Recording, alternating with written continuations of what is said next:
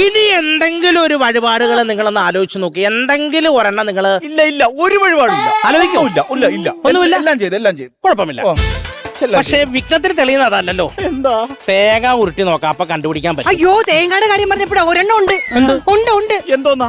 ചേട്ടന്റെ ഒരു മുടി നരച്ചില്ലായിരുന്നോ? അപ്പൊ മുടി മൊത്തം നരക്കാതിരിക്കാൻ വേണ്ടിട്ട് നമ്മൾ രണ്ടുപേരും കൂടെ ഒരു നേർച്ച നേർന്നില്ലേ?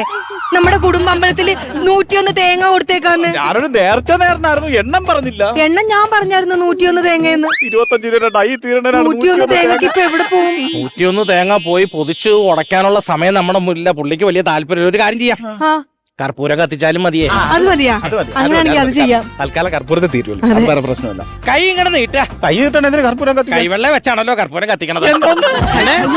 ദോഷം മാറണ്ടേ? വെച്ച് കത്തിക്കാൻ ഒന്നുകൊണ്ട് പേടിക്കാൻ. ദോഷം മാറണ്ടേ ചേട്ടാ, ദോഷം മാറണ്ടേ? അയ്യോ, ദോഷം മാറാനായിട്ട് തൂങ്ങിച്ചാവാൻ പറഞ്ഞ നീ അത് എന്നെ കൊണ്ട് ചെയ്യില്ല. വിഘ്നമസ്തേന ദീപസ്ഥാനം കർപ്പൂരം കൃതാവർണ്ണീയം.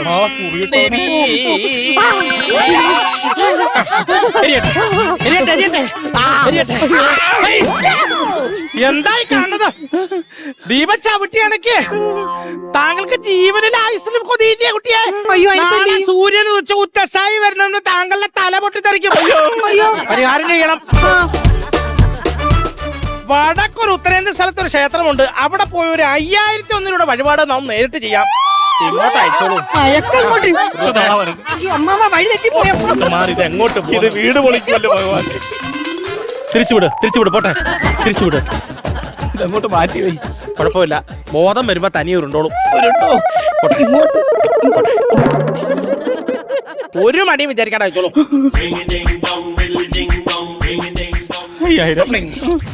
ഇതെന്താ ശബ്ദം ഒന്നും കേൾക്കാഞ്ഞത്?